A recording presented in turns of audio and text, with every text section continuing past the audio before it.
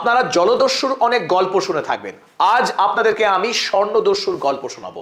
আর বর্তমান সময়ের এই স্বর্ণদস্যু ফেরাউনকেও লজ্জা দেবে তার লুণ্ঠন ও অত্যাচারের ক্ষমতায়। চলুন এবার জেনে নিই কে এই স্বর্ণদস্যু যে প্রতিদিন আফ্রিকার মূলত 5টি দেশ থেকে 10 কুইন্টাল করে সোনা স্মাগলিং করে। অর্থাৎ প্রতি বছরে 360 টন সোনা কেবলমাত্র আফ্রিকা মহাদেশ থেকে লুণ্ঠন করে আনে নিজের দেশে। সেই স্বর্ণদস্যু আর কেউ নন, তিনি হলেন আরব আমিরাতের বাদশাহ মোহাম্মদ বিন জায়েদ আল নাহিয়ান।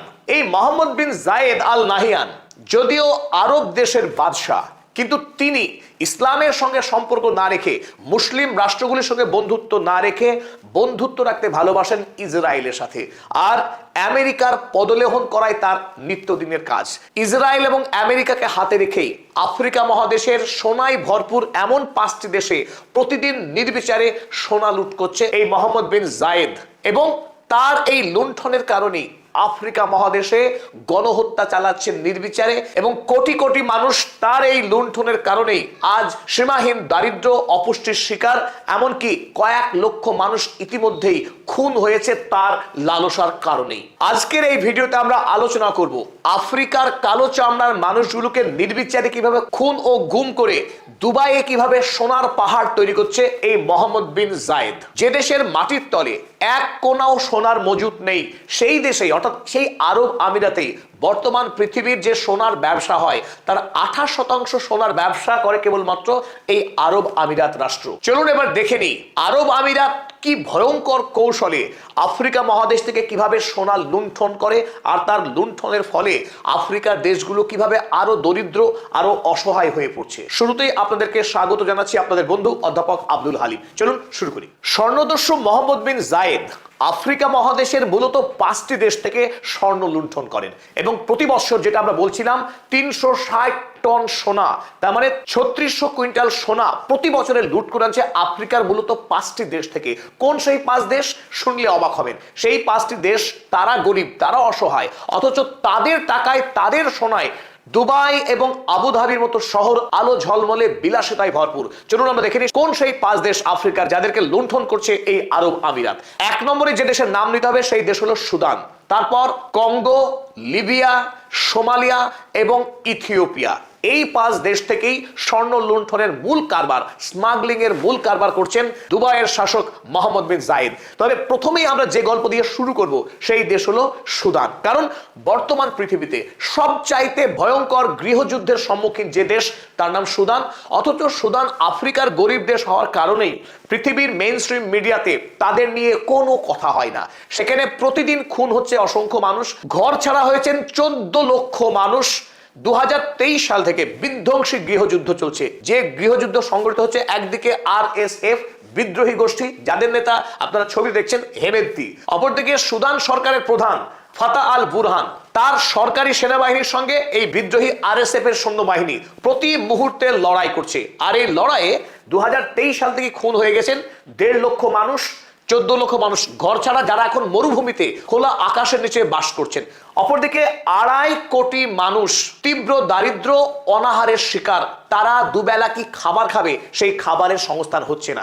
এখান থেকে মনে হতে পারে যে এই সমস্যাটা সুদানের নিজস্ব সমস্যা, তাদের দেশের 2 গোষ্ঠীর মধ্যে লড়াই হচ্ছে, এখানে তারাই দায়ী। কিন্তু একেবারেই গল্পটা তা নয়।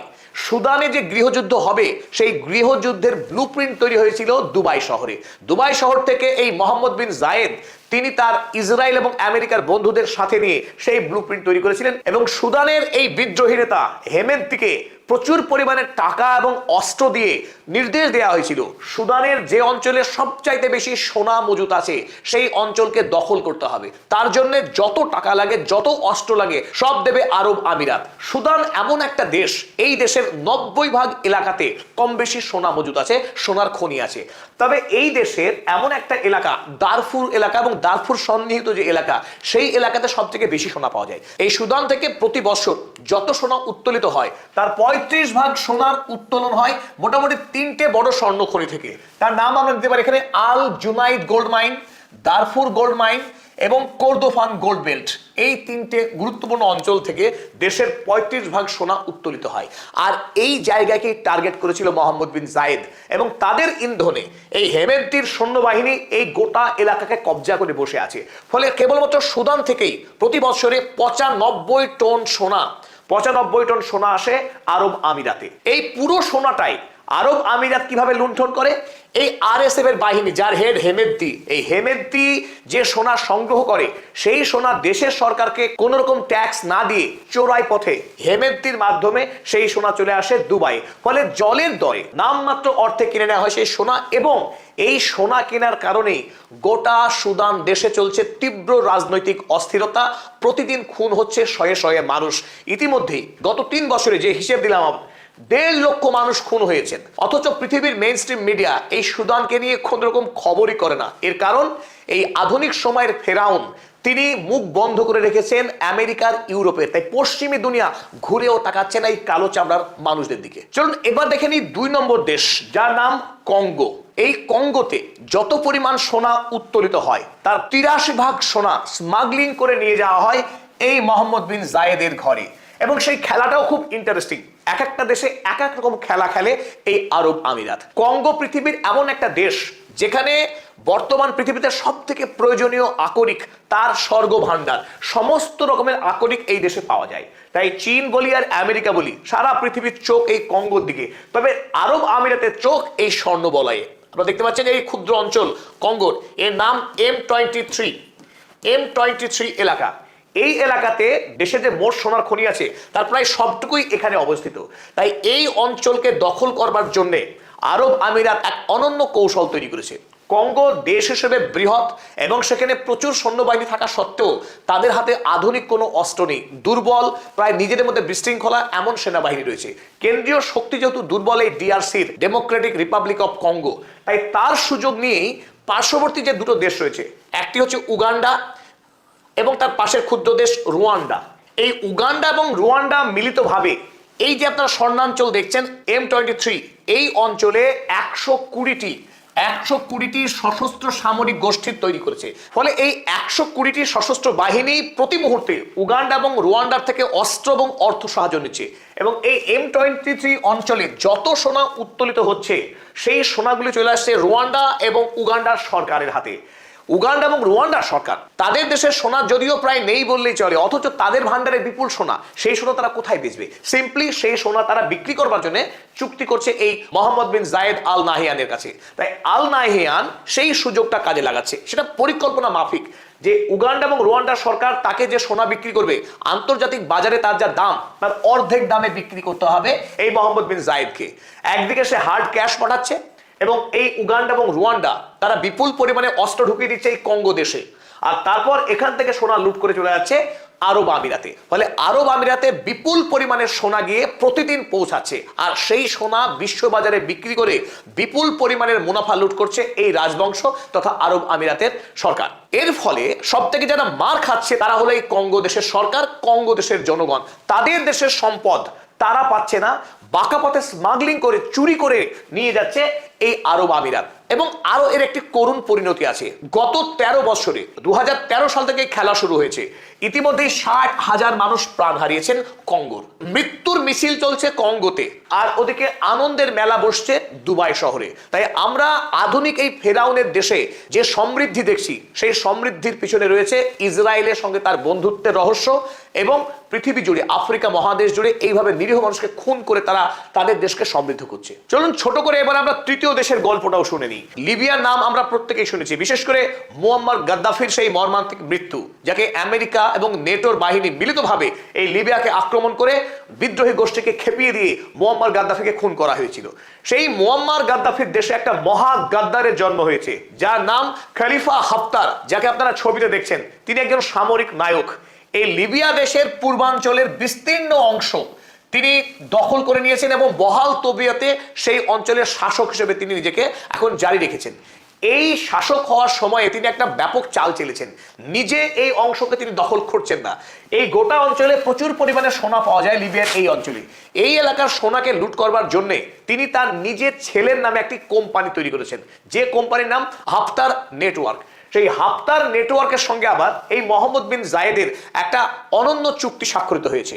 সেটা কি? এই গোটা অঞ্চলে সোনার খনিগুলো থেকে সোনা উত্তোলন করবে হাফতার নেটওয়ার্ক। তার জন্য দেশের মধ্যে মিলিটারি যে শক্তি বা সাপোর্ট দরকার সেটাই খলিফা হাফতার তো দিচ্ছেনই, কিন্তু যেহেতু বেসরকারি কোম্পানি হাফতার নেটওয়ার্ক, তাই তাদের কাছে সরাসরি অস্ত্র দিতে পারছেন না এই খলিফা হাফতার। সুতরাং এখানে এন্ট্রি হচ্ছে এই মোহাম্মদ বিন জায়েদের। চুক্তি হয়ে গেল মজার, যে এই গোষ্ঠীকে হাফতার নেটওয়ার্ক এই গোটা এলাকা থেকে সোনা উত্তোলন করবার জন্য তার যে সৈন্যবাহিনী দরকার, শক্তি দরকার, সমস্ত অস্ত্র পাঠাবে এই আরব আমিরাত। বিনিময়ে এই হাফতার নেটওয়ার্ক যত সোনা তুলবে সব সোনা দিতে হবে আরব আমিরাতে। তাই এই উদ্দেশ্যে আল খাদিম বলে সামরিক ঘাঁটি রয়েছে লিবিয়ার এই অঞ্চলে। এই এয়ারবেস থেকে জাহাজে করে প্রতিদিন টন টন সোনা চলে যাচ্ছে দুবাই শহরে।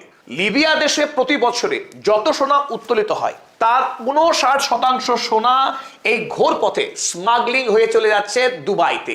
ফলে লিবিয়া সরকার, যারা যুদ্ধ বিধ্বস্ত দেশ, যে দেশকে সোনার দেশ তৈরি করার স্বপ্ন দেখেছিলেন মুয়াম্মার গাদ্দাফি, অনেকখানি এগিয়েও ছিলেন, সেই দেশকে পরবর্তী শাসকরা গড়ে তুলবেন কিনা, সেই দেশের শাসক এই খলিফা হাফতারের মতো যারা ভয়ঙ্কর ফেরাউন, তারা এই দেশকে ধ্বংস করছে অপর ফেরাউনকে তাদের দেশের সম্পদকে লুট করিয়ে দিয়ে। ফলে লিবিয়া প্রতিদিন আরো দরিদ্র হচ্ছে আর দুবাই আরো ধনী হয়ে উঠছে। আরব আমিরাতের এই স্বর্ণ লুট করার এই গল্পের সঙ্গে পূর্বে ইউরোপ মহাদেশ গোটা পৃথিবীতে যে মানুষ কেনা বেচার ব্যবসা করত, যাকে দাস ব্যবসা বলে, সেই ব্যবসার সঙ্গে এই মডেলের কিন্তু ব্যাপক মিল রয়েছে। মোহাম্মদ বিন জায়েদ তিনি পুরোপুরি কপি করেছেন ইউরোপ মহাদেশ থেকে। ইউরোপের যারা দাস ব্যবসায়ী ছিল তারা আফ্রিকা মহাদেশে আসতেন এবং এক এক গোষ্ঠীর হাতে বিপুল পরিমাণের অস্ত্র তুলে দিতেন। যখন এক গোষ্ঠী অন্য গোষ্ঠীর সঙ্গে লড়াই করে পরাস্ত করতো অপর কোনো গোষ্ঠীকে, সেই পরাজিত গোষ্ঠীর সকল সদস্যকে তখন গ্রেপ্তার করতে নির্দেশ দেওয়া হতো। তাদের বন্দি করে যখন আনা হতো, ইউরোপের কোম্পানিগুলো তাদেরকে অল্প পয়সায় দিয়ে কিনে নিতেন। কিনে নেওয়ার পরে উত্তর আমেরিকা, দক্ষিণ আমেরিকার হাটে হাটে ওই কালো চামড়া মানুষদেরকে বিক্রি করতেন। যখন কোনো অশান্তি নেই আফ্রিকা মহাদেশে, তখন অস্ত্র দিয়ে তাদের মধ্যে যুদ্ধ বাঁধানো হতো, যাতে করে প্রচুর পরিমাণে কালো মানুষের সাপ্লাই শুরু হয়, দাস ব্যবসায় প্রচুর পরিমাণে রমরমা হয়। সেই একই কাজ কিন্তু মোহাম্মদ বিন জায়েদ আল নাহিয়ান শুরু করেছেন আফ্রিকা মহাদেশে। আফ্রিকা মহাদেশে যখন স্টেবল, কোনো শান্তি নেই, দেশের মানুষ ঐক্যবদ্ধভাবে লড়াই করে দেশটাকে এগিয়ে নিয়ে যাওয়ার চেষ্টা করছে, সেই সমস্ত দেশগুলোকে টার্গেট করেছেন মোহাম্মদ বিন জায়েদ। যে দেশের সোনার খনি আছে সেই দেশেই এক একটা প্রক্সি গ্রুপ তৈরি করে তাদের হাতে বিপুল পরিমাণের অস্ত্র তুলে দিচ্ছে। ফলে সেই দেশের সরকারের সঙ্গে ওই গোষ্ঠীর লড়াই শুরু হয়েছে। আর সেই ফাঁকে সেই দেশের যত সোনাদানা সেগুলোকে লুট করে নিয়ে আসছে দুবাইয়ে। আর এই লুণ্ঠনের কারণেই আফ্রিকা মহাদেশের গরিব মানুষগুলো আরো গরিব তো হচ্ছেনই, লক্ষ লক্ষ মানুষ প্রাণ হারাচ্ছেন, লক্ষ লক্ষ শিশু অপুষ্টিতে অনাহারে মরছে এবং শিক্ষার সুযোগ থেকে বঞ্চিত হচ্ছে। আফ্রিকায় আধার আরো ঘনিয়ে আসছে। আর তখনই আমরা দেখতে পাচ্ছি ঝলমলে আলো বুর্জ আল খলিফাতে। তাই আমরা জানি এই বুর্জ আল খলিফার যে আলো, এই আলোর পিছনে রয়েছে অনেক রক্ত, অনেক লুণ্ঠন। এই একই গল্প চলছে কিন্তু আফ্রিকা মহাদেশের আরো দুটি দেশে, একটি সোমালিয়া, অপরটি হচ্ছে ইথিওপিয়া। এই সোমালিল্যান্ডের যে অংশটা রয়েছে যার নাম পুন্টল্যান্ড, এই পুন্টল্যান্ড অঞ্চলে প্রচুর পরিমাণে সোনার খনি রয়েছে। এই অঞ্চল থেকে প্রতি বছরে যত সোনা উত্তোলিত হয় তার মধ্য থেকে 5 টন সোনা সোজা চলে যায় আরব আমিরাতে। সোমালিয়া এমনি গরিব দেশ, আর সেই দেশ থেকে যদি 5 টন 50 কুইন্টাল সোনা যদি চুরি করে নিয়ে চলে যায় আরব আমিরাত, তাহলে সোমালিয়া দেশ কি করে উন্নতি করবে, আগামীতে কি করে নিজের পায়ে দাঁড়াবে? কারণ এই ফেরাউন যখন বসে রয়েছে হা করে সোনা গিলে খেয়ে নেওয়ার জন্য, তখন কি আর সোমালিয়ার গরিব মানুষগুলোর মুখে ভাত জোটে? ভাত জুটবে না। ঠিক একই গল্প ইথিওপিয়াতেও। পৃথিবীর মধ্যে সবচাইতে বেশি অনাহার ক্লিষ্ট, অপুষ্টিতে ভোগা শিশু বাস করে এই ইথিওপিয়ার দেশে। অথচ এই দেশে 85% সোনা, যত সোনা উত্তোলিত হয় তার 85% সোনায় লুট করে নিয়ে চলে যায় আরব আমিরাত। প্রতি বছর এখান থেকে 18 টন সোনা লুট করছে মোহাম্মদ বিন জায়েদ। তাই মোহাম্মদ বিন জায়েদকে আমরা ফেরাউন না বলে পারছি না, কারণ ফেরাউন সেই সময়ে তার দেশের মানুষকে যেভাবে অত্যাচার করতেন, শোষণ করতেন, তাদের রক্ত চুষে তিনি যেমন বিরাট বড় প্রাসাদ তৈরি করেছিলেন, ঠিক একইভাবে এই মোহাম্মদ বিন জায়েদ আল নাহিয়ান আরব আমিরাত রাষ্ট্র গোটা আফ্রিকা মহাদেশের মানুষের ন্যায্য অধিকার কেড়ে নিয়েছে। তাদের দেশের প্রাকৃতিক সম্পদকে লুট করে এনে নিজের দেশের সোনার পাহাড় তৈরি করছে। অথচ আফ্রিকার ঘরে উনুন জ্বলে না, আফ্রিকার ঘরে রাতে বিদ্যুতের আলো পৌঁছায় না। এক অন্যায়ের অনন্য গল্প লিখছে মোহাম্মদ বিন জায়েদ আল নাহিয়ান। তাই পদাতিক চ্যানেলের পক্ষে আজ মোহাম্মদ বিন জায়েদকে ধিক্কার জানিয়ে আমাদের আজকের এপিসোড শেষ করছি। যারা আমাদের চ্যানেলকে এখনো সাবস্ক্রাইব করেননি, দেশ বিদেশের নানা চাঞ্চল্যকর অবাক করা সব তথ্য জানার জন্য, বর্তমান পৃথিবীর রাজনৈতিক মোড় কোন দিকে নিতে চলেছে তার পুঙ্খানুপুঙ্খ এবং সত্য সঠিক বিবরণ পাওয়ার জন্য আপনারা পদাতিক চ্যানেল সাবস্ক্রাইব করতে পারেন।